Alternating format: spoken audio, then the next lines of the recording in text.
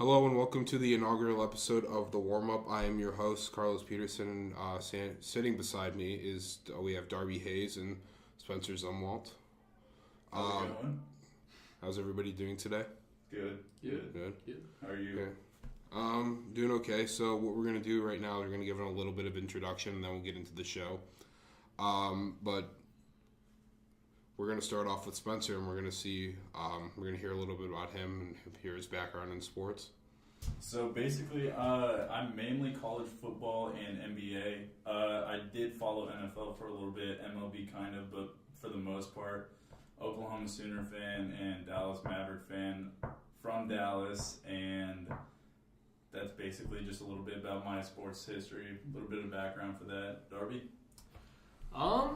I'm basically the complete opposite. Big NFL guy and big MLB guy. I enjoy the NBA, watch a little college football, but basically for the most part it'll be NFL and MLB for me. Big Rockies guy from pretty close Colorado, so always been a big Rockies guy, and that's about it for me on that. And for me, I'm the Chicago kid and a big diehard Cubs fan, which we'll probably hear about quite a bit over the course of the show. Chi-Town represent. Bears fan, run through that.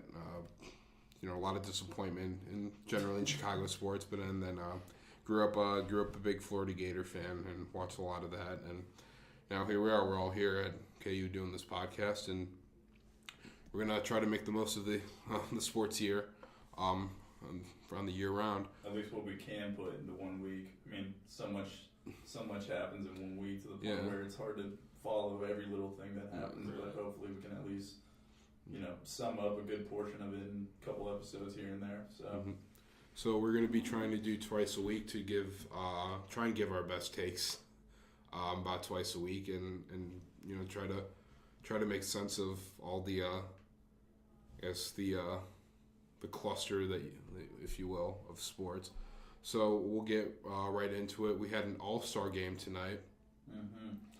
Team LeBron versus Team Giannis. For the most part, the game was actually relatively Team Giannis, I'd say probably until mid-third, and then Dame just took over. You guys know how Dame is whenever he can just get going. But they started going on a 21-6 run, and then somehow we're just able to catch up in the game, and then somehow we're just able to make it a tie game.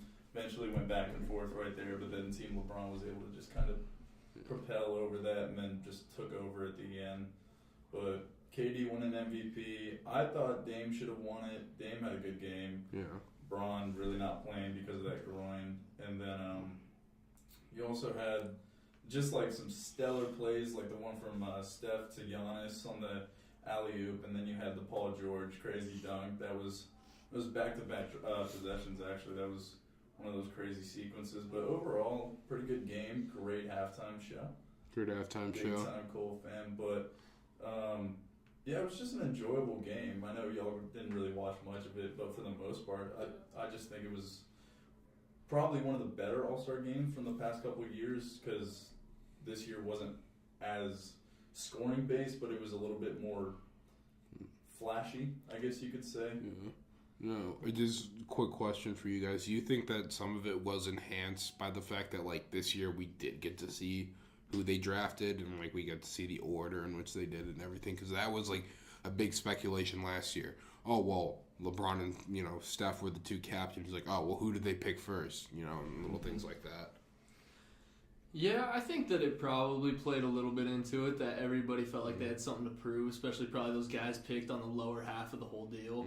Yeah. But now, what did the final even end up at? I think it was, do you know? I think it was 178 to 164. Yeah. So I'd say 2 years ago, didn't it break 200 or something? No, it got close. It got close, Yeah. but it hasn't eclipsed 200 yet. At least I don't recall. But, so I know a couple years ago though, the game you're talking about was the one that actually broke the all-time scoring in one game, an All-Star game. But I mean, I kind of like how they did it this year. They made some good picks. I didn't really understand the whole trade situation between Ben Simmons and Russell Westbrook in the draft. I just thought that was kind of weird, but. I think some of it was to kind of bridge the gap between him and Joel. I mean, with all especially with all the beef that was going around, and I don't know. And that's the thing that I've never understood. Like, just going a little bit off on a tangent, but like that's the one thing I've never understood about like people that don't like Joel Embiid. It's just like I've never understood that. Like, I constantly hear, the NBA isn't as tough as it used to be. Michael and Larry Bird were these great trash talkers, and the minute Joel opens his mouth, Joel Embiid lacks class. Well, I think it's a little bit of a soft league nowadays because you do have a little bit more. You have more perimeter play, not as much paint oriented. But I do think for the most part, there is enough competitiveness down in the paint. I mean, you still have LeBron, who's one of the most dominant drivers in the game, as well as Giannis, who can just put their heads down and go towards you. And you even have smaller players, backcourt players like Russell, even going in playing at a like crazy 1,000 miles pace an hour. every night. It's just 1,000 miles per play, and it's just. I think there's glimpses of it within players, but as a collective group, I do think that the league has kind of shied away just from that competitive standpoint, which I'm a big time. I don't know about you guys, but I'm a big time fan of just like how it used to be and how throwing bows and everything, and everybody was getting in fights, and I just think I'm just one of those guys who thought it was a real competitive edge to the game. So time and a place. I I feel like it used to be a little extra with all of it. Why do you think that? All the time. Every clip that I see from the 80s or the 90s, aside from MJ clips, are somebody fighting or people throwing bows and stuff like that. It's just one of those things on Twitter nowadays where it's kind of like, look how tough the league was back then. So I mean, and then back then you have to understand they didn't have social media, right? So we glorify the game a little bit more differently than we did back then. So. Everybody's under a small Everything's radar. on a microscope. Everyone's on a microscope of what you say, what you do in the league, and I do think having a competitive edge is a good thing for the game, and I do think that now that they added that incentive on the All-Star game, that makes it a little bit better because you get a little bit more money if you win the game towards that bonus that you get. So I did not see that. Yeah, I think they added that. Yeah. Maybe a season ago. Really? But it's just one of those things where it's like it brings back a little competitive edge. Now, maybe not the fighting. Maybe it would have to be really bad if somebody were to fight. But and we saw that with like KD and Russ, kind of like their revenge tour, whatever you could say. KD coming back to OKC the first time, putting his head in Russell and everything, and I just think some of it's good for the game, but a lot of it is uncalled for. So I can see where you're coming from on that. Yeah, I mean, my whole thing with it is just like the one thing that I could never stand about it is generally from old heads is just like that same point, like it was so much tougher back then, but at the same time, it's just I watch clips of like Charles Oakley, who was like Charles Oakley would never play in today's NBA just because his game would not translate. Mm-hmm. His game wouldn't. He's a brute. It's essentially like the goon in hockey. It's like we got to find the balance between like skillful play and like WWE on hardwood, because that's essentially like at times what it would be. And that's why when we talk about players like Michael Jordan, the reason why people like maybe value his career above anybody else's is because he dominated a league that was so the onus was on bigs. Mm-hmm. And Michael Jordan was, you saw players like Bird and Mike. And I think that's where some of like the nostalgia comes from, is because they dominated a league that was so physical inside, and probably even to the detriment of the league. And I think that's where some of the nostalgia comes from. But yeah, I completely agree. I feel like some of it is like, it's a little bit of like I don't want to say, but like a meathead sort of mentality about it. But other than that, I like where the NBA is going, but at the same time, I also like layers to the NBA. Like, I like the three-point shooting of Golden State. Like, I don't necessarily always like Golden State, but I'm saying Golden State themselves are simply a facet of the NBA. But I also like what Utah does, a heavily defensive team that, has some decent players. Like, I like layers to my NBA. I don't like that's what somewhat annoys me about it, though, is when I look at a team like Houston, totally in on analytics.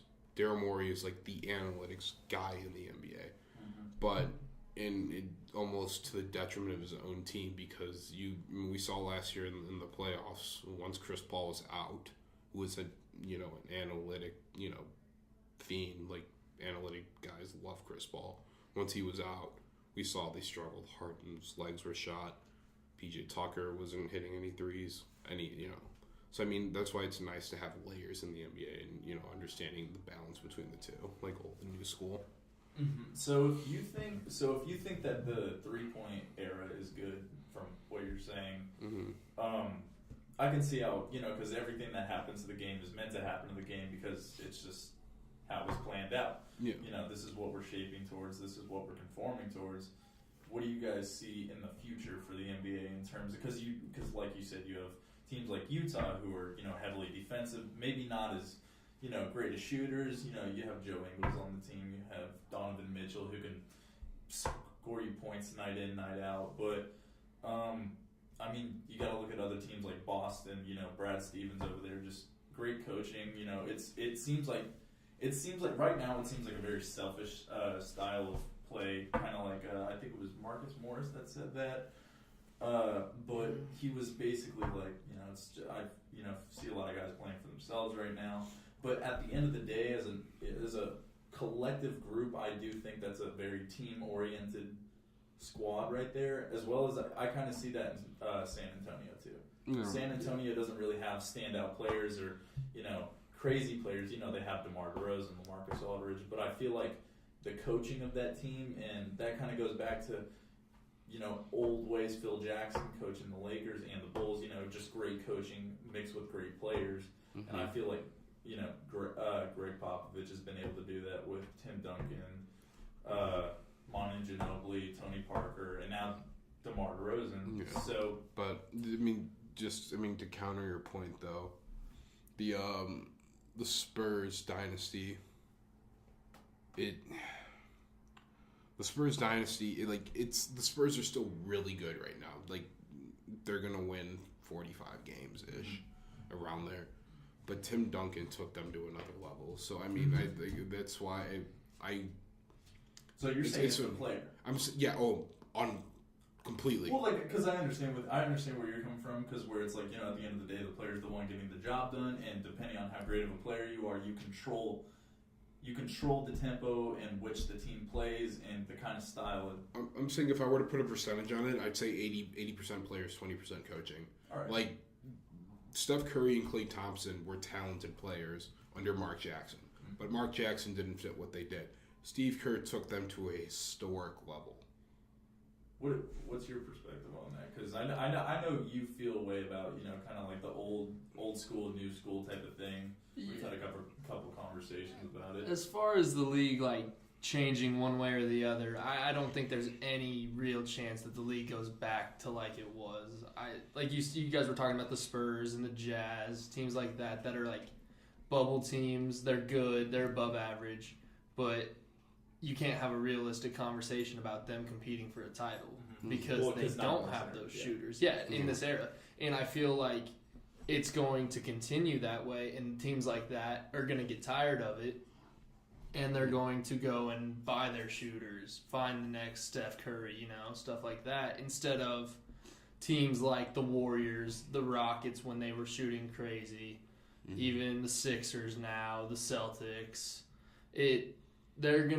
Other teams are gonna adapt to them before they will either be dismantled or all split up and it become a defensive league. I don't think so. But just to get back to that, I mean, I know I don't want to leave this stone unturned, but because I think it somewhat gets lost in Golden State because everyone talks about the 3-point shooting of Golden State and we realize they're unbelievable. But it's just looking at Golden State over the past, I want to say 4 years now at this point.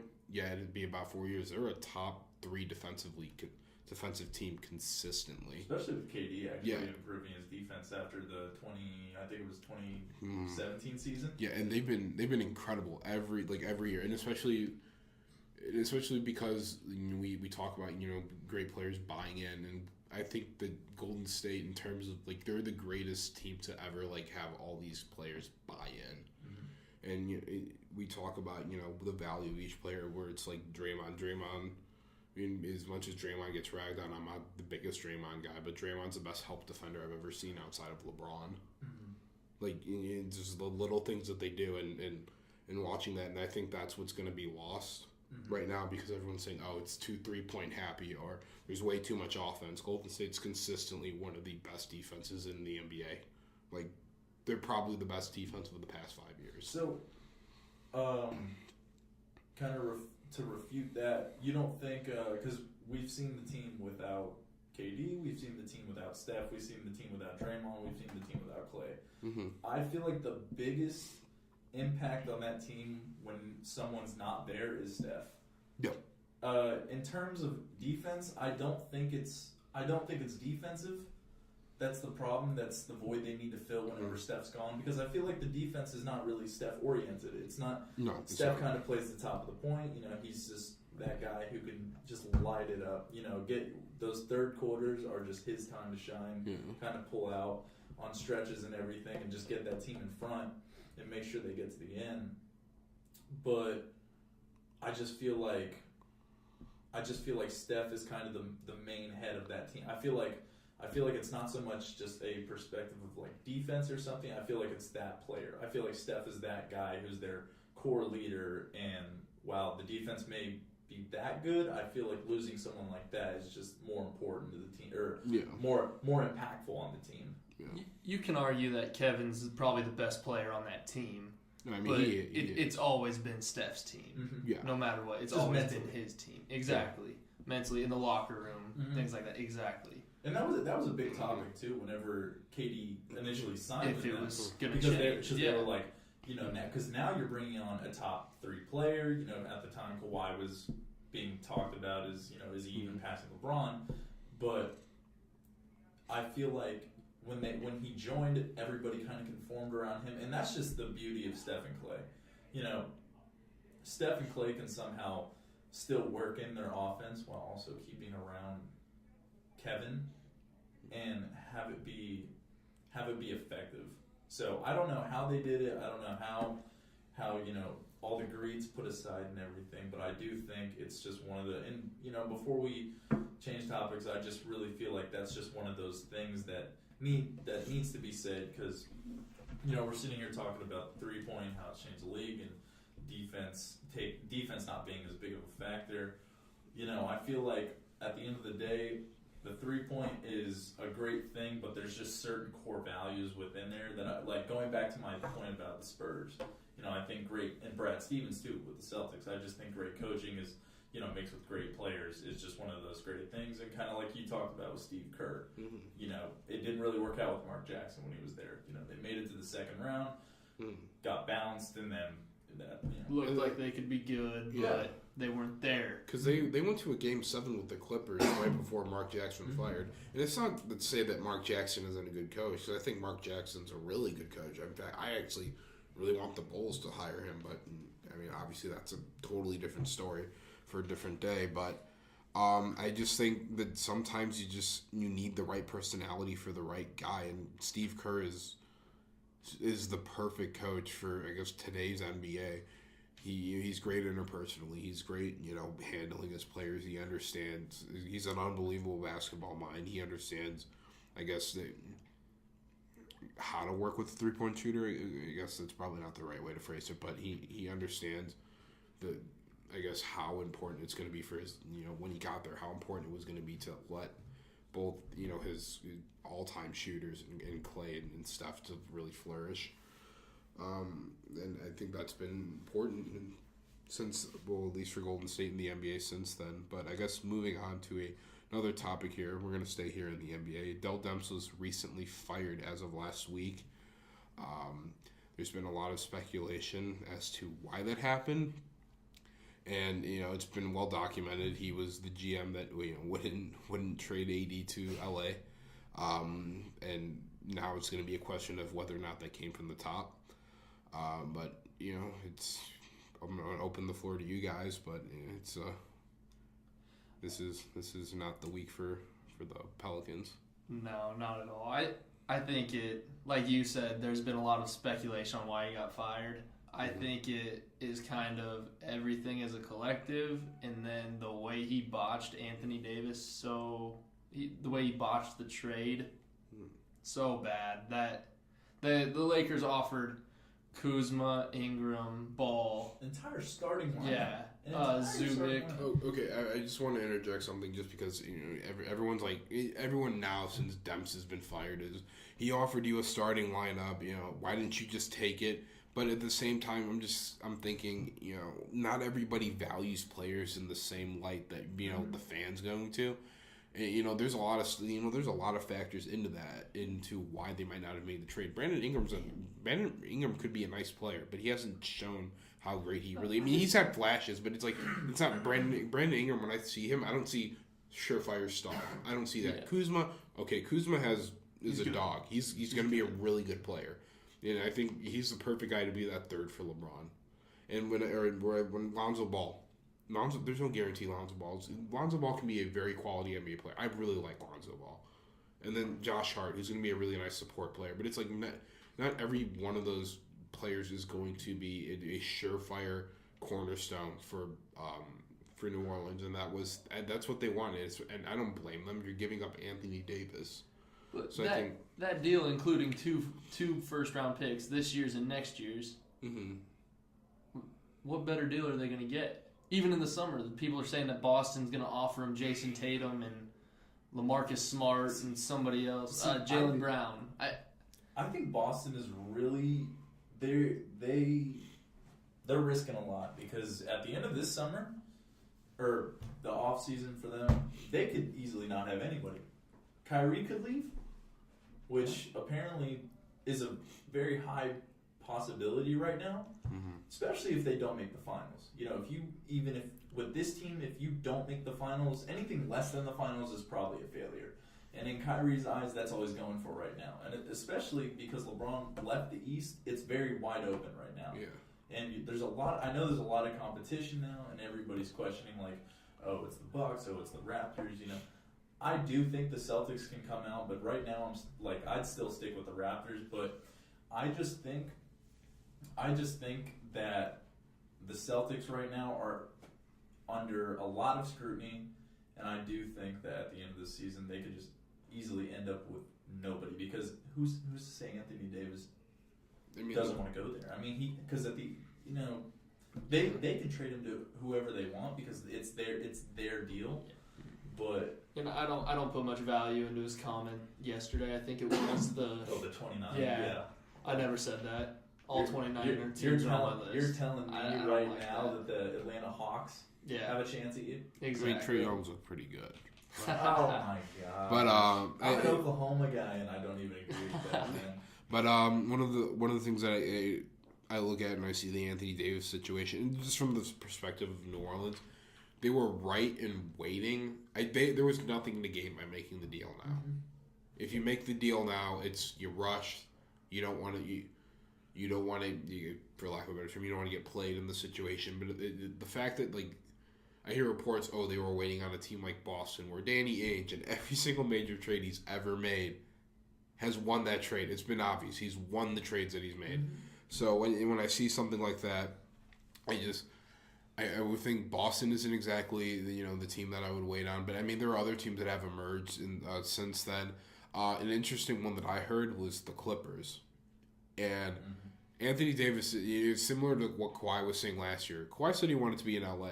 He didn't say he wanted to be a Laker specifically. Anthony Davis says he wants to be in LA. He didn't say specifically that he wanted to be a Laker. Obviously, would it be nice to be better to be paired with LeBron? Yeah. But you're still in LA and you're not under the regime of whatever the Bensons have going on in New Orleans, and you get to play under Jerry West, and Jerry West has pulled off a couple of nice deals before the deadline this year. I guess my biggest question is the Clippers. I get it. It's LA and everything, and people. It's a huge mecca for. It's a sports town. It's kind of like it's there. I think it is. LA's always going to be a Lakers town, but it's do I want to watch a bad Clippers team or do I want to go to the beach that weekend? Like That's what I'm saying. LA has a lot of options. But I do think because you have teams like the Kings who are they're consistently competing in the not in the Stanley Cup, but they're just the NHL playoffs, and they do make it to some Stanley Cups. And then you also have the Dodgers, who, yes, I know they're a huge disappointment every single season, but they do get LA fans' hopes up, and they kind of get them riled up. And that baseball postseason for them is a big deal because apparently every Dodgers fan thinks it's their year. It's kind of like a Cowboys. Yeah, fan. it was.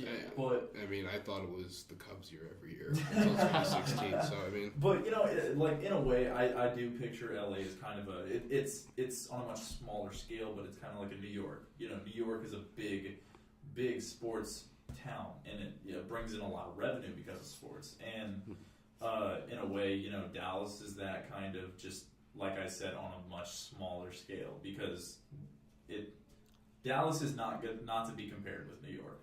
These are different teams there and everything. But going back to this whole Anthony Davis point, I feel like yes, being in LA is the right option, whether it be with the Clippers or Lakers. But I think you're making a better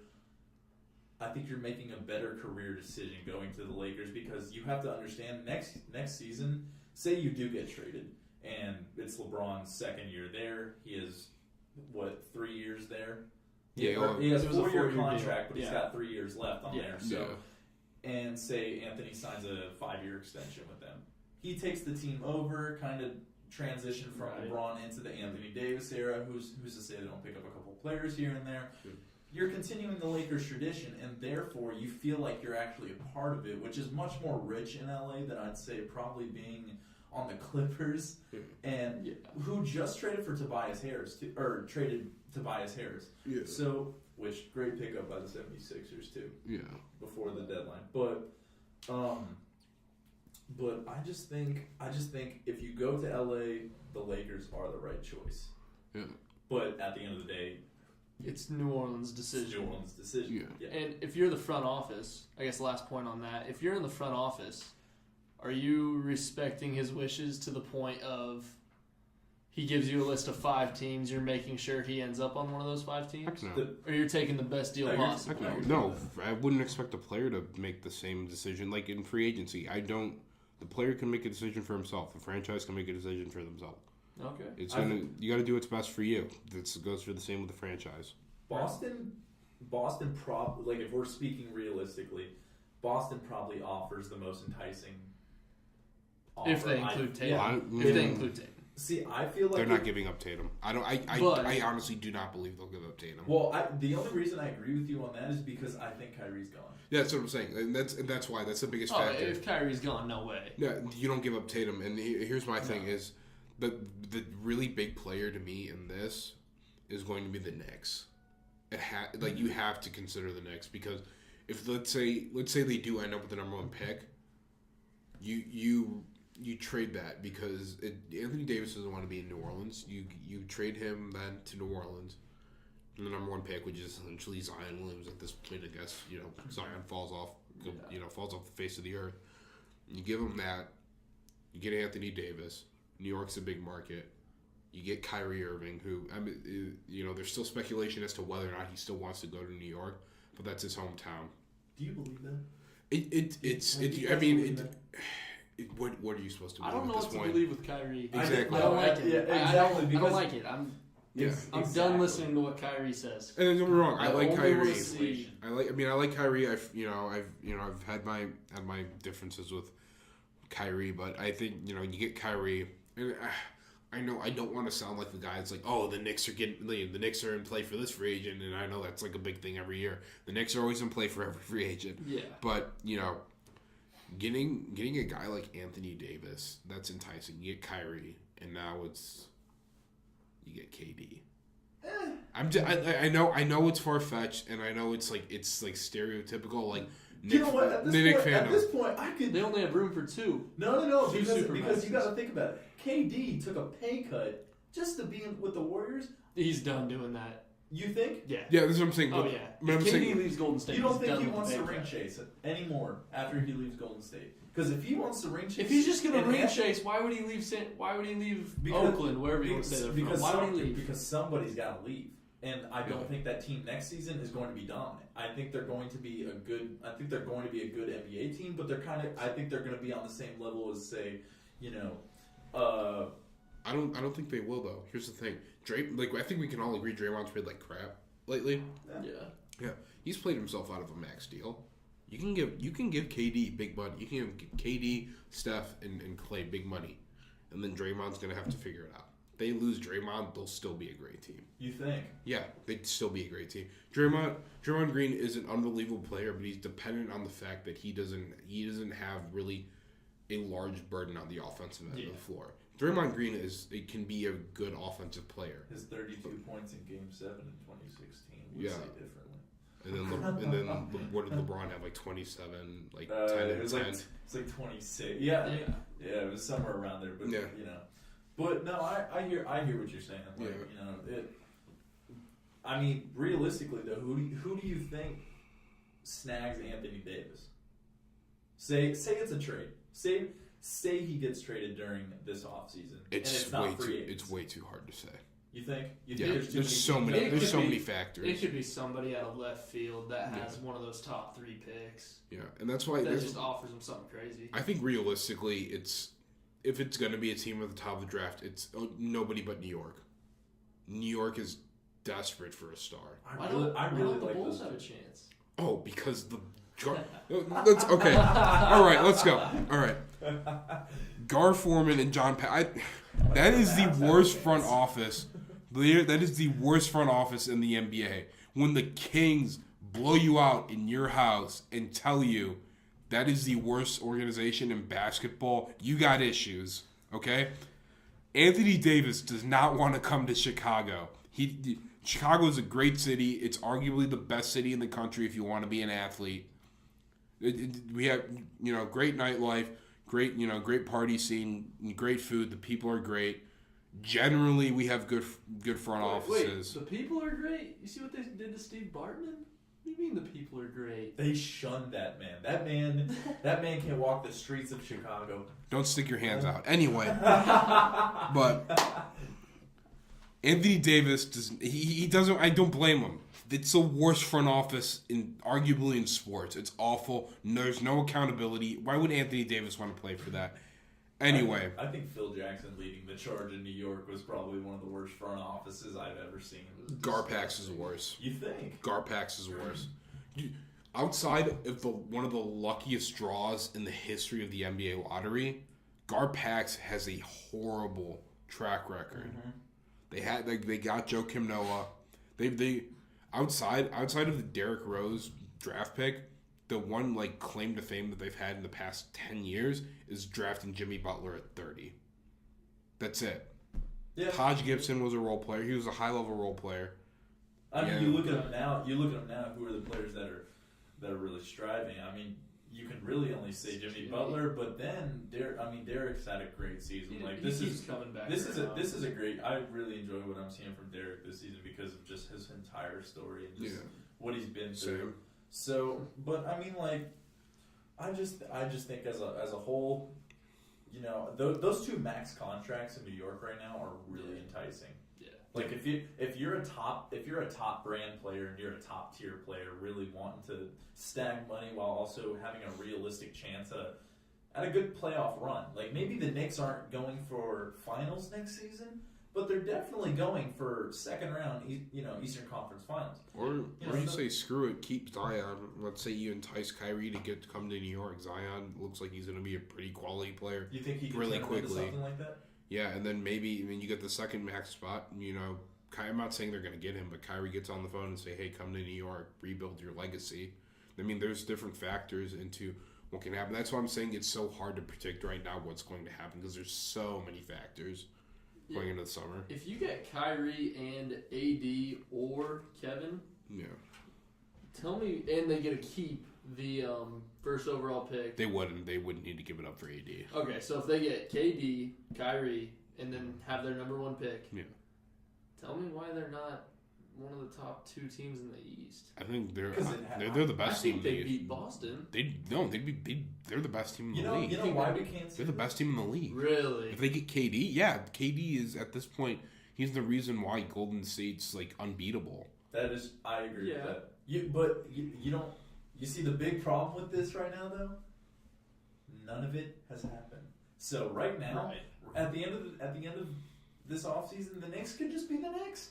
The Knicks could not just snag beat anybody. I mean, you got 2 max contracts. Who do you snag with you? Are you gonna snag Kemba Walker? And that's the thing, though. It's so hard to trust the Knicks. It really is. So, quick story. One of my friends, he runs, not runs, but he's a part of a podcast through Bleacher Report. But he's like the biggest Knicks fan. Loves the Knicks, and he went on this rant, I guess semi-rant, about the Knicks when they traded Chris Stapps. He was saying, we're legally separated. We're not divorced, but we're legally separated. He's like, but he even said it himself. A guy who through thick and thin will support the Knicks said it's hard to trust them. So I mean, at that point, it's going to be about what chips are on the table, what people are willing to give up, and Anthony Davis is going to shift some serious power in the league. Come whenever he gets traded. Wherever he goes. Well, I mean, whatever Anthony does, then it's gonna be an interesting decision. But never tell. Yeah. Too early right now. All right. So moving on to a little bit of NFL. This past week we had a trade. We had Joe Flacco dealt to the Broncos. Oh man, I can't agree with it. Can they fire John Elway yet? I mean, well, here's the thing: you're the Rockies fan, but not a Bronco fan. Not a Broncos fan. But so weird. Man. But regardless, I don't know. I actually really like this trade. I feel like I'm the unpopular guy. Here's why. Let me explain it. Did you also like bringing back Brock Osweiler? Brock Osweiler, for some reason, always beats the damn Bears. I don't know what it is. That guy always beats the Bears. But anyway. The whisperer, man. He can just do it when he needs to. But would you look at the Broncos situation? Let's say if Flacco is a solid quarterback, they make I'm not saying they'll make. They have a shot at getting the second wild card. I don't think San Diego's so good. Patrick Mahomes is like insanely good. But I'm saying if Joe Flacco, let's say they're terrible, they still end up with a top 5 pick. And so it's just I don't see the downside to having Joe Flacco. If you're great, good. If you're okay, all right, you scrap it. If you're terrible, draft a new quarterback. Let me get this straight, though. You're going to release Case Keenum, right? Like, you think this trade means they're releasing Keenum? Yeah. Okay. Just you wouldn't even leave him as a they can't afford it. Yeah. It's just they're paying. Honestly, at this point, Joe no, but they gave him 2 years though. 16. Who? Keenum. Yeah. It was a 3-year deal, wasn't it? No, it was 2 years. 2 years, $50 million, wasn't it? Yeah, it was a 2-year deal. So if he's awful this year, or let's say Flacco's awful and they play Keenum, they're still bad. Keenum's off the books. I don't see the downside in getting Joe Flacco. Look at the books this year. That's $41 million to 2 below average quarterbacks. Who's realistically do they need to pay this year? They don't need to pay anybody. Tony Romo. No, but they're already throwing in. We're throwing out the Tony Romo card. Tony Romo had one of the best Super Bowl announced Super Bowls of all time. Congrats on his first Super Bowl, man. Can we give it up? He finally got there. Jesus, I know it was in the booth, but hey, They're good stuff. But they're giving up on 2019. They've already given up on 2019. I mean, realistically, realistically, in your estimation, what could the Broncos have done to have dethroned a team like Kansas City or LA, the Chargers? Well, I don't know. I didn't follow the Broncos too well. I think that they still haven't found the right coach. I don't remember who they hired this Vic year. Fangio. Yeah. The Bears defensive Right, coordinator. that's right. I think he's a good hire, but He's a great hire. I think they need to find their guy, and if he is, then it'll work. But I just don't get it. That's $16 more million. I say you suck in the for NFL. just That's 3 or 4 average to above average and plus, players. you're paying a quarterback who in 9 games last season, 9, got his job taken by a rookie, just to say that, threw 12 touchdowns with 6 interceptions and posted career lows in every single category besides passing yards. Okay, but we also have to look at the fact, though, that like with Joe Flacco, sometimes a change of scenery is good. It is. And I think if they're terrible, let's say they want a quarterback that badly, there's still quarterbacks that they can take next year. There's quarterbacks available this year. I mean, we're going to touch on it in a little bit, but I think that, you got to find some way to spark your offense, and I think that Joe Flacco, it's not the sexy pick, but, you got to start somewhere. Joe Flacco still has talent. He still is 6'5" and has a rocket arm. That doesn't just go away overnight. It's just like everything I just heard from you is just John Elway just repeated. See, Trevor Simeon 6'7" with a rocket arm. Paxton Lynch, he's 6'6" with a rocket arm. Okay, but we've seen. Okay, but Joe Flacco has a Super Bowl. None of those guys have a Super Bowl. Oh! Joe Flacco's Super Bowl. Joe Flacco. Really? Joe Flacco won that Super Bowl, regardless of what anyone said. No, okay, I know Joe Flacco has had an up and down career, but it can't be denied. Joe Flacco went off in that postseason. I'm not saying Joe Flacco should have been paid the way he did, but Joe Flacco won that Super Bowl. Who had the kick return? Kick return for a touchdown coming out of the Jacoby Jones. Yeah. He saved the Super Bowl. Without that touchdown, there's no way. There's no way. Joe Flacco had no interceptions the entire postseason. Didn't want to turn the ball over. I'll give Joe that. I'm not saying that postseason, because that was when they went into Denver, and that was when they beat Peyton. That was a Mile High Peyton Miracle. Manning's first year. Yeah, and they beat him in overtime. And that's what I'm saying. I'm not saying Joe Flacco. Yeah, that's what I'm saying. It was a great year. I feel it was one of the best runs, but yeah, that's what I'm saying. That's what I'm saying. Joe Flacco has shown that he can play well. I'm not saying I think one of the issues is the fact that he did get overpaid, and I feel like Joe Flacco, he slacked straight up. He slacked. And I don't think he's Tom Brady, but I think that he's talented. Where would you put him?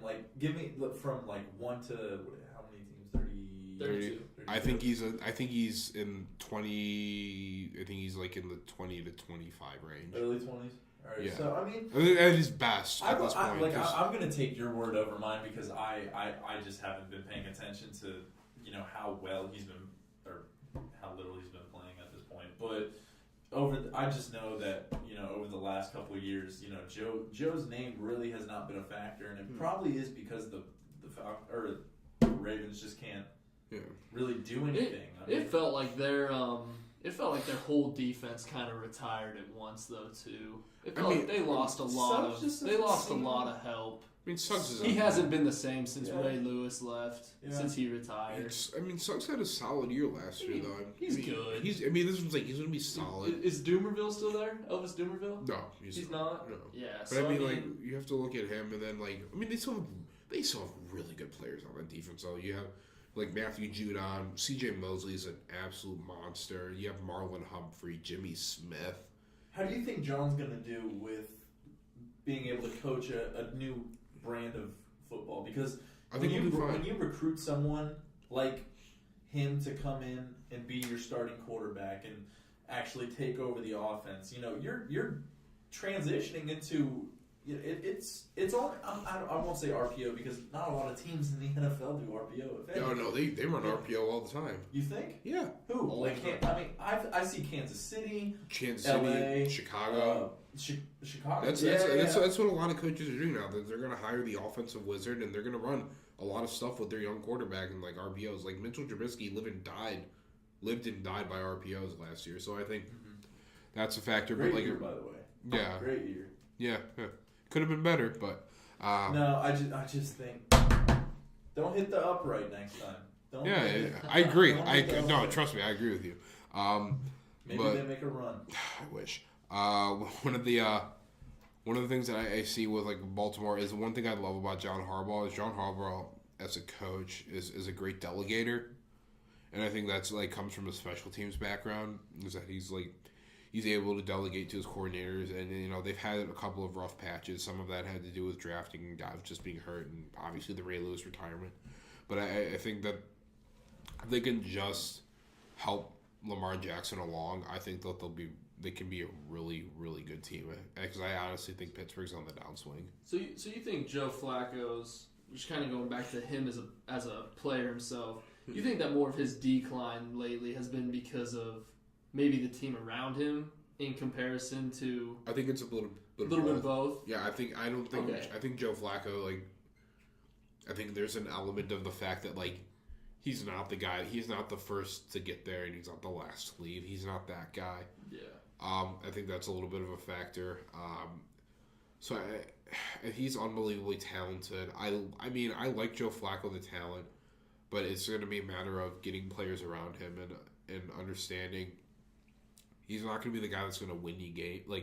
He'll win you a game or two, but he's not a guy that's going to carry an offense. He's not going to take over. He's not taking over games. Yeah, he's not week in, week out. Yeah, he's not Drew Brees, not Tom Brady, or Aaron Rodgers.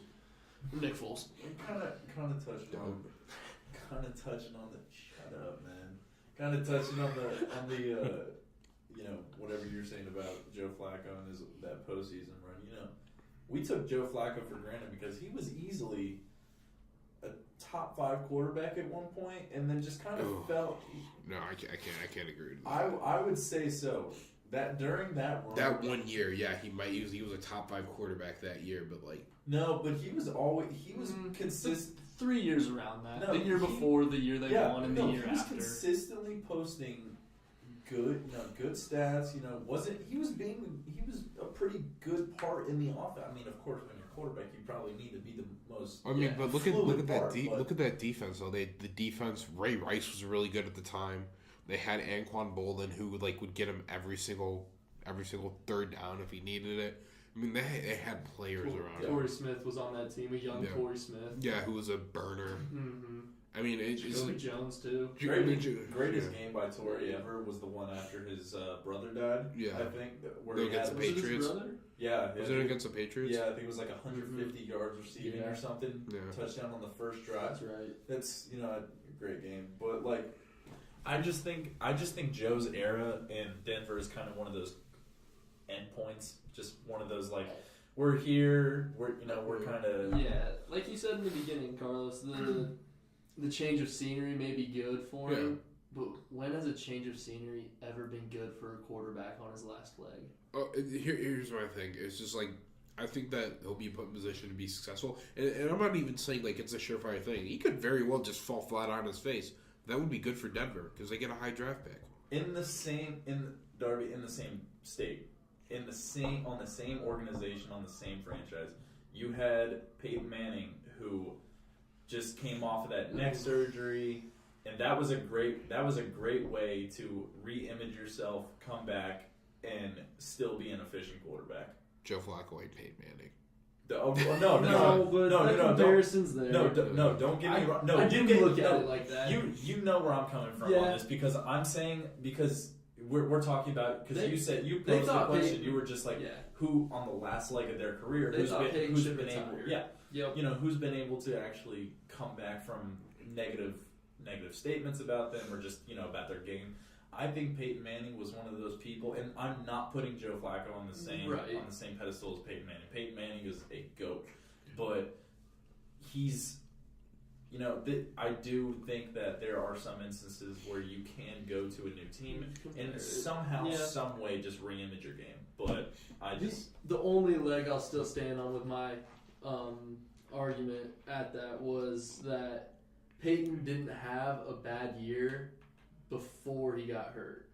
When he got hurt, even that year before he got hurt, he was still playing really well. He didn't get benched midway through the season. Okay, one thing I do remember about because I remember this vividly, right before he had the surgeries and all that, was that Peyton threw a lot of 2010 was a terrible, not terrible, but it was below average by the standards of what Peyton Manning is. I'm not saying that it was a bad year, but I remember vividly about that year. Peyton was throwing a heck of a lot of picks that year, and I think it was 32 touchdowns or something like that, and it was something 17 interceptions, which is still good. I mean, if Bears quarterback had a year like that, I'd be psyched. But it's just by Peyton standards, it wasn't up to what he was. That's a great year for Eli. Yeah. Oh. Hey. Don't. No. No. No, I think I pound the table for Eli. No, my mom is a huge Giants fan. I will stand by Eli. Only man to have ever taken. I mean, not only man, but probably Tom Brady's kryptonite. Yeah. You meet him in the playoffs right now, Eli's getting the win. Exactly. But I don't 100%. Maybe not right now. Maybe not right now, but Eli in his prime. Eli in his prime. You meet that Giants team in the playoffs, they're not getting beat. Yeah. So one game I remember vividly. I hate to get off topic, but that game that they went into Lambeau in the wild card. 07? Yeah, and knocked them off. Was that Brett Favre? The Brett Favre team, or they beat him in 2011? No, I might be thinking of 2011. This 2011, yeah, because I remember that was a Hail Mary with Hakeem Nicks. Yeah, and he caught this jump ball. That was the same year they played the 49ers in the NFC Championship. Yeah.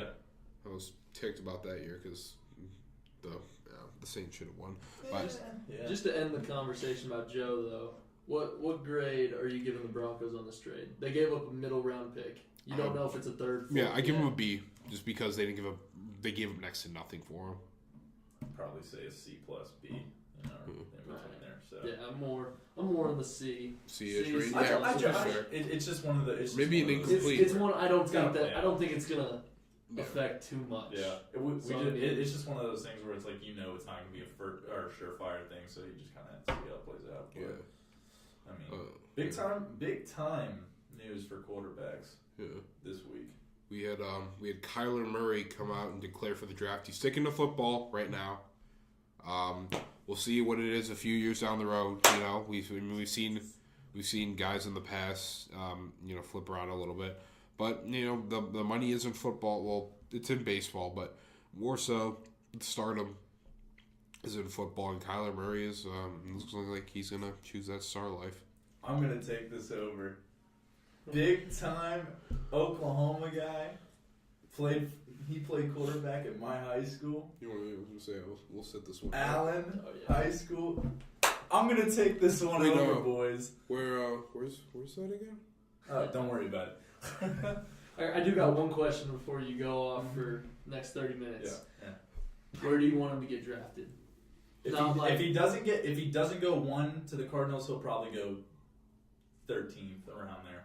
I think. You think he'll drop to the realistically? I think he'll probably drop middle. If he doesn't go first overall, he'll probably drop middle. But did you see that Kingsbury is his name, right? Yeah. Did you see he did say that Rosen's their guy? He said that earlier this week. Yeah, but it's easy to say right now. But it's a month before the draft. We buried him this season. We didn't bury him. We beat them by 2. But I just think. Just Kyler declaring for the draft, just from a sentimental perspective, it's crazy because going to high school with him and just being able to see his progression as a college player, going from not being able to get it going at A&M to eventually transferring to Oklahoma, having to sit out a year behind Baker, who I think is probably one of the best players he could ever sit behind and learn from. Granted, he did do some unspeakable things on the field. Not really a mature. Yeah, to us. Not really a mature way to conduct yourself, but at the same time, I love that competitive edge. But I just think Kyler made the right decision. I think, and it was kind of a story throughout the season. We could kind of see Kyler, itching away from baseball. He would, cause with the A's giving him that opportunity to go and play for Oklahoma that one season, and then him being able to do what he did. Because who knew with him coming back? I know Lincoln Riley is a QB whisperer, and he is probably one of the best offensive minds in the game right now. But personally, I didn't know how Kyler was going to do, because just from what I saw at A&M, and I was a little bit skeptical, but he came out. He proved himself, and I do think he made the right decision. Now, how it goes in the long run, I don't really know. Could be it's a 50-50 chance, honestly, because he could be, I guess you could say that about any player, but he really does have potential to be a great quarterback, or he could be just one of those players where it's like, well, you made the wrong decision. Should have gone to should have stayed with the A's, kind of played that out. But I do think it needs to be under the proper fit coach or management. I just think him being under the right wing would actually make his play better, or be able to extend him into not just a great college quarterback, because we've seen that with Johnny Manziel, but it just didn't translate to the league. So I just think it just takes a little bit of time, and however it plays out. I know you'll hate me for asking the question, but his height, it does matter. I disagree. He's 5'10". Drew He's Brees- He's 5'10" in the media book. Nobody's their real height on that. We were saying the same thing about it's. I think he's we way have to taller, look at. but we were saying the same thing about Drew. Like, Okay, but Drew. He's Okay. not Drew. He doesn't have the arm like No, Drew. of course. Oh no! You But know? here's what I will say: Russell Wilson's a better comparison, because like I hate Yeah. because I hate when people are like, oh, Drew Brees is the same. Drew Brees is a God bless him, he's my favorite player, but he's not. Drew Brees isn't the athlete that guys like Russell Wilson and Kyler Murray are. Mm-hmm. Kyler Murray's going to be able to stand behind offensive lines, and he's going to be able to create space. He'll have to stand farther back, but the dude's an athlete. He's going to be able to move around. He's going to be able to create throwing lanes for himself. And if it doesn't work out, heck, he still has baseball. But when I look at someone like Kyler Murray, I look at what his ability is on the field. It's just his value is going to be in his mobility and his ability to create throws from different launch points. It's not going to be from the pocket. We saw that, and Right. we saw that at Oklahoma. Games like UCLA, or games like the one against FAU. Even we can look to games like Texas. That 21-point comeback right there to at least 45 at all with one another was Kyler. Yeah. The defense, don't know how we held them to let us score 21 in a row, 21 unanswered points. Yeah. Wish that could have happened against Alabama, but it didn't. But I just think that was one of the greatest offensive carries I've ever seen in a game, especially in such a time. There needs to be certain time management in that, because you have 7.5 minutes to make a 21-point comeback, and they even had time too if they had just made a stop earlier in that drive, that Texas drive that set up the game-winning field goal.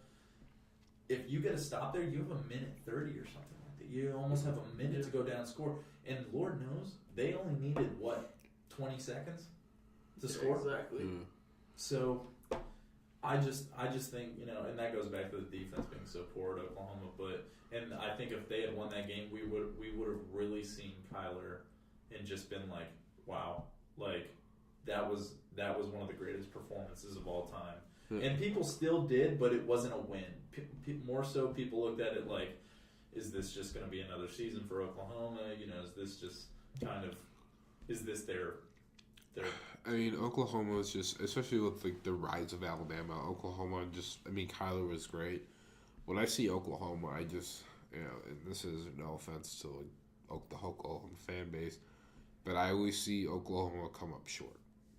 Oh no, I like me being an Oklahoma fan. I 100% agree with you, because even like the Sam Bradford days, we had some good times. They had like DeMarco Murray, Chris Brown, and Moses Madu. And we played Florida in the national championship in 2008. And, of course, that's the closest thing we got to a national championship since 2000. But, I just think I'm a firm believer in the 4-team playoff. I love the college football playoff. I love what it does.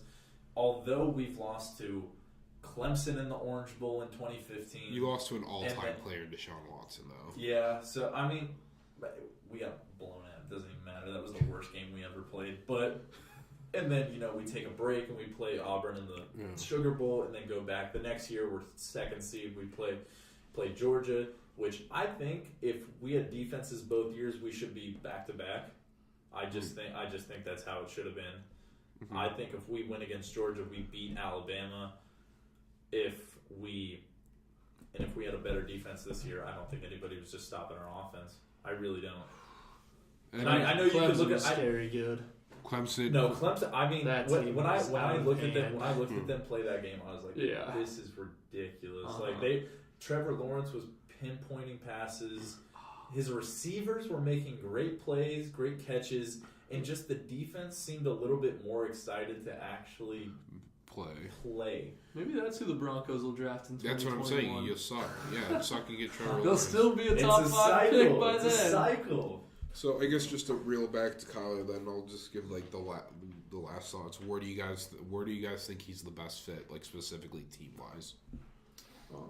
I'll let you go first on that. Maybe New York. I like what Saquon's doing in the backfield. I do like the offensive mind there, and I do think that they have great receivers in Sterling, who went to Oklahoma. Of course, wasn't really. There was no overlap. There was no overlap there, but you have Odell who signed that extent. I think New York is a great place for him. That's fair. I'm trying to think of somewhere that has one of those young offensive type of coaches that doesn't already have their franchise guy. But probably, I'd like to see him go Arizona. Number 1 overall. I think that they could get some good. Like I think that they could make some real progress beyond him too, to actually build around a team down there. If David Johnson could finally stay healthy and I mean, he stayed healthy. He stayed healthy this year. Was he? Yeah, he was healthy. But he didn't play the beginning. No, he didn't. He was still out. But I'm saying, like, for the most part, he had a healthy year. If he could play a full season. Yeah. Once he gets back to being David Johnson. Yeah, because he had like 900 yards on the limited time that he played. Right. But for me, and this probably wouldn't happen, but I'm saying because we're talking best fit. I think if people are really like, I know he says he's committed to football. It's really easy to say in the moment, and I understand that there are still circumstances surrounding that, but that still could create some cause for concern in the draft. I think if he falls late, I think New Orleans has got to take him. You need to take him. You think? Because they already have Teddy Bridgewater backing up Drew. I know, I but saw Teddy. that Okay, odds but it's are like he's leaving. okay, but you have to think about Teddy Bridgewater, Kyler Murray. Oh no! Yeah, that's what I'm saying. You don't have to ask me twice. Come on now. I'm saying picking Kyler over anybody besides Baker. I'm saying you have Alvin Kamara, Michael Thomas, who I think is the best receiver in football right now. Right now, I think he's the best receiver in football. Well, we could discuss that at a later time. This season, yes. Yeah, but if we look at that, then you have on top of the fact, okay, you have Sean Payton, who's arguably might be one of the best offensive minds ever. Like he's in that conversation, and then the offense is set around already an undersized quarterback. Yeah. So okay, I know this is completely off topic, but you were shaking your head, Darby, at the best receiver in the league. In terms of this season, I think Michael Thomas was, and I maybe can probably speak for you. I think Michael Thomas just was like, in terms of entertainment and also stats-wise, he was the one to get the job done. Off the numbers, it was probably Michael, but I still think Julio's the... You think Julio? I think Julio's been the best receiver in the league for the last 5 years. I think right now, I think even going forward right now, Michael Thomas, it's like, I think right now it's Michael Thomas and it's Julio. I think the conversation... I'm not going to say that Julio's going to put up better numbers because he hasn't over the last couple of years. The touchdown numbers are ridiculously low. That type of stuff. But maybe he puts up one more touchdown in the Super Bowl and they win. Exactly. But... or you can just run the ball. But no, I think that Julio is just... You give me one play, I got to throw it up to somebody. There's nobody I'm picking over Julio. Okay. That's good. All right, guys, and we're going to close out the show on the last note of the night, which is baseball free agency. And, we haven't heard a lot from free agents, and there's we even had a discussion prior to the show about players holding out on owners. And, we still, Bryce Harper still hasn't signed, Manny Machado hasn't signed it. I think Dallas Keuchel was a name, or was it Corey Kluber? Keuchel. Yeah. Craig Kimbrell is another one. Hasn't signed yet. And nobody has signed. Like, there's been. It's been a desert. Moustakas signed today. He re-signed with the Brewers on a 1-year deal. That was the first signing I think I've seen in like 2 weeks. Yeah, and it's next to nothing. And we can probably right now we can start on what do you guys think the reason would be as to why they wouldn't be signing? Well, they're not getting. I don't think they're getting the numbers that they're looking for or what they feel they deserve and what they probably do deserve, because. And I love the way that baseball has become so analytical and that you can dissect every single thing. Yeah. But I feel like GMs and owners are taking that to the next level and they're actually using that in negotiations. Yeah. You know what I mean? Like, I feel like they're putting too much into it. Yeah. They're leaving way too much into crazy numbers like that. In day games, so and so only hit 220. But it is sad. It is, but does that really tell you the value of them? You know. Yeah. So I feel like part of it would be the analytics of it, and then I feel like it's people just not wanting to overpay after, because I mean I don't think there's a sports franchise that hasn't been on the bad end of a big deal. Yeah. You know? I mean, the Cubs are finding out pretty hard about the Hayward contract. Exactly. I mean, I don't know. I think to me, like, the big, like, boogeyman story for any MLB owner is the Pujols contract. I'm not a fan of the 10-year deal. And like, no, other than the day that you signed it, nobody should be a fan of that. Yep. And, I mean, the Rockies even had one of that with Tulo, handed out 10 years, I think $210 million, something. Yeah. Unloaded him in year 5. I mean, it's just not worth it. And then the Jays ended up dumping him pretty quickly. Yeah, exactly. What do you think? I just think, like, in terms of, like, going for money, because you guys said they're going for money right now. Maybe it's not the best deal for them. I don't necessarily think Bryce is going for money, because if he wanted to go for money, he would have signed already. That's a 10-year, $400 million contract that he just left on the table, or whatever it was. It was 10 years, 300. 300. From the Nats. You know what? I'm getting lost because it's such a high number. That's ridiculous. You know, if he's playing for money, he would have re-signed. And I get it. It's the Nationals. What is their roof? What is their ceiling? I don't think that offer's still there. At the time, they offered him that, they can't now. Because financially, it just doesn't work out. You can't have that now. When they offered him that, he thought he was going to get more. He thought the market was going to give him more. Yeah. But now he's put himself in a bind because it's like, look, if you want to re-sign here, you have to take less money. A 1-year deal. You have to take less money. But if you want to go somewhere else, you're not going to be paid as well as you should be. Yeah. He is worth a good contract. Yeah. I'm not disagreeing with that.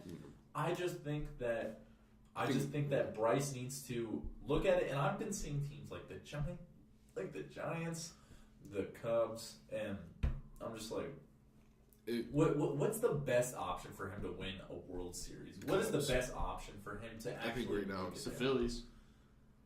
After what the Phillies did this offseason? You think the Phillies? Really? Because you and I have had talks about as this. far as Bryce. Because I said to you, I was like, I think the Phillies are good enough to maybe.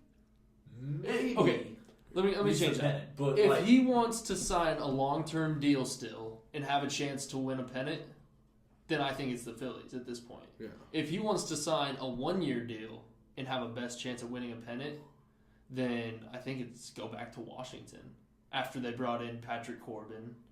And it's kind of like Anthony Davis before this season started. Like, I was a big time guy, and like he's staying in New Orleans. He wants to win a chip there, and then kind of like as the season went on, I was like, he's out. It's just one of those situations where you cannot see somebody going back to a team because of what's happened. And the way that the season ended with the Nationals and Bryce, because he posted that thing on there, like, I think a day or two before the season ended. It was a thank you tribute, and then he says, "I'm not saying goodbye." Yeah. It's like, what the hell is that? Yeah, exactly. No. Like, exactly. Either say you're leaving or say you're staying. because there needs to be a level of integrity, not integrity, but like I can't really find the word for it right now, but there needs to be a sense of reality in this and not toying with these people because right now, professionalism. yeah, Right. because you, like you said, Like the Carlos, Kyrie. Exactly. Kyrie you need to argument. carry yourself Exactly. as a professional because Yep. you are being paid millions to do this and you have people looking up to you. Yep. These are people. Yeah, but it's like Charles Barkley says, I'm not paid to be an idol. And I somewhat agree with him. Mm-hmm. Kids Yeah. shouldn't always, like, yes, kids are naturally going to look up to athletes, but there has to be, I guess, it has to come at home in the sense that it's like, athletes shouldn't be, like, looked to as, like, these moral beacons. But I don't know, when I look at Bryce, though, like Bryce Harper's situation, I don't know, part of me is being a homer, but I honestly believe, you look at the rotation. You still have John Lester. I mean, obviously his stuff isn't what it used to be. You have Darvish, who's coming off the injury, but he's he can still produce. You have Jose Quintana, who is an absolute stud on the other side of town, and then you look at Kyle Hendricks, who's Kyle Hendricks might be my favorite pitcher on the Cubs. I think that you have that in place. You have guys like Chris Bryant, who last year, before he got hurt, was playing at an MVP level. Anthony Rizzo's still a quality player, and they still have young talent. Right. They're further along than the Phillies. I'm not saying that Chicago would be a terrible fit for him. I wasn't really meaning. No, I'm just saying that. I'm saying that's my pick. Yeah. Where do you? So I was gonna say, where do you think he's gonna end up? Honestly, it probably would be Philadelphia, but my whole thing is like, if the Cubs were to sign him, like as a fan, I don't want anything more than 5 years. Anything more than 5 years, let him walk. He's not taking that. He's taking 1 year, or he's taking nothing under 8. You think? Yeah. I guarantee that. Well, that's There's what I'm saying. no way. Or unless he signs like a 2-year deal with an option after the first year. I mean, when he goes to the Rangers, like, say it's like a 4-year deal. I mean, like, When he goes to the Rangers, we're snagging him, baby. Arlington is getting a new guy. Okay. Where do We you need think? someone to crack that new ballpark open. Where do you think Bryce is going? Realistically, I think either, like you said, Phillies, or I think the Cubs. Like, I just think it's going to be a small deal with the Cubs. I really don't think it'll be one of those crazy big-time deals. But, like, realistically, I'd probably say Cubs. Like, if my front runner for them is Cubs. Okay. I'm still sticking Philadelphia, but I won't be surprised if he ends up in a Padres uniform. Okay. See, I just can't see that because I see the Giants. I'm like, who in the hell would want to play for the Giants? But I won't play for Bruce Bochy. I like that guy. I'm still a little bit. I'm holding a grudge against them because they smacked us in the 2010. Okay, and then we'll just move over to Manny Machado, and then we'll head out for the night. I don't even know what to say about this, so I'm just not even talk about it.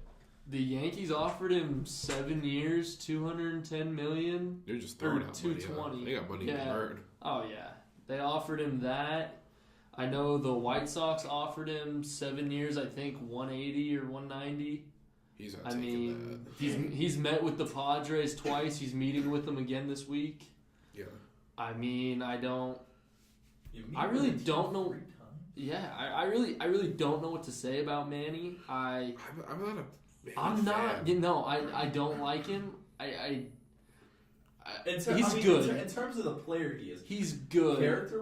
Character-wise, I do not like Manny Machado. But as a teammate, I do not like Manny Machado. I feel like he's a really good baseball player. Do you think he's cancerous to the locker room? Like an Eli Apple type of situation? Not that far. I don't think that it's that bad with Manny, but I don't care what you say. What he did in the NLCS I mean that was dirty. Yeah. That was intentional. 100%. But when he ran through the bag and caught his ankle and then sliding in twice high, but I don't know. I bet he ends up. I don't know why he hasn't signed with New York. To be honest, they offered him. If you're saying 3 meetings with the Padres, though, yeah, I wouldn't be surprised. That's my point. You got Bryce Harper's had 2 meetings with them. Manny Machado's had 2. Manny has a 3rd scheduled. Who's to say they both don't end up in a Padres in San Diego? Well, how many contracts can they just give out like that? Baseball, there's no cap. There's just a luxury massive luxury tax. But the Padres have been so far under the tax because all they're doing is paying Will Myers Yeah. and Eric Hosmer. Oh yeah, because I forgot. But, to send I mean, Matt Kemp back to You build Los Angeles. That's right. You You build a want to team build one. around Will Myers, Eric Hosmer, Bryce Harper, and Manny Machado. That's an interesting That team. looks appealing for those two guys. Yeah. I don't want to see it as a Rockies fan. I don't want to have to deal with that 18 times a season. But, I mean, it's appealing. And Villanueva, he's young. I don't know really as far as pitching goes. I Yeah. don't think that they're lined up too well. I wouldn't say so. I But- think that's also a factor. But Quick question though, where do you think the Reds are gonna be, baby? Yasiel Puig coming to the team. Who's to say Bryce Harper doesn't just sign with the Reds? we go to Cincinnati. Don't get me wrong. I've visited Cincinnati. Cincinnati's beautiful. Yeah. Bryce Harper ain't going to Cincinnati. It's a far fetch. I was just joking about Definitely a conversation for another day, but I think the Reds could make the playoffs this year. that. They won that I think trade. they could. Good trade. They Good get trade. they get one of the last 5 pitchers. They could make the playoffs. All right, guys. Thank you so much for listening to the inaugural episode of the Warmup. You will hear from us soon, and we will be trying to post every Sunday and Wednesday. We'll post every Monday morning and Thursday morning. Thank you so much.